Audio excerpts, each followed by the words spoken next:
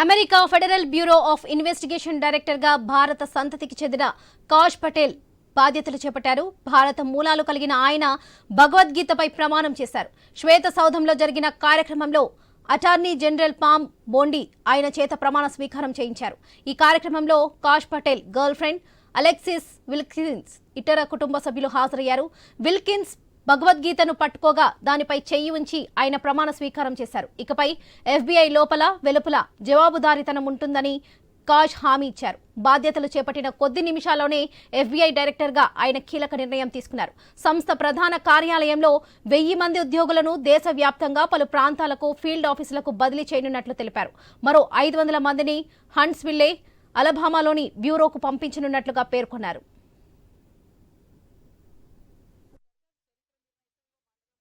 America అధ్యక్షుడిగా బాధ్యతలు చేపట్టిన ట్రంప్ తన పాలక వర్గంలో పలువురు భారత సంతతి వ్యక్తులకు చోటు కల్పించారు. ఈ క్రమంలోనే అధ్యక్షుడు వీర విధేయుడుగా పేరొందిన కాష్ పటేల్ ను FBI డైరెక్టర్గా నామినేట్ చేశారు. దీన్ని సెనెట్ 51 నుండి 49 ఓట్లతో ఆమోదించింది. దీంతో ఆయన బ్యూరో 9వ డైరెక్టర్గా బాధ్యతలు స్వీకరించారు. కాష్ పటేల్ కుటుంబ మూలాలు గుజరాత్లో ఉన్నాయి. అతడి తల్లిదండ్రులు తూర్పు ఆఫ్రికాలో పెరిగారు.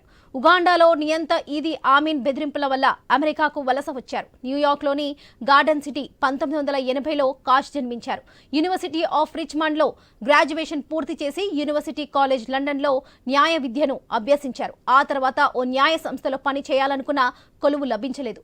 దీంతో మియామి కోర్టులో పబ్లిక్ డిఫెండర్గా పనిచేశారు. ఆ తర్వాత జస్టిస్ డిపార్ట్మెంట్లో చేశారు. అనంతరం ఆయన ప్రతినిధుల సభలోని కమిటీ ఆఫ్ ఇంటెలిజెన్స్ కోసం పనిచేసేందుకు నియమించారు. దీంతో ఆయన 2016 ఎన్నికల్లో రష్యా జోక్యంపై దర్యాప్తులో సాయం చేశారు.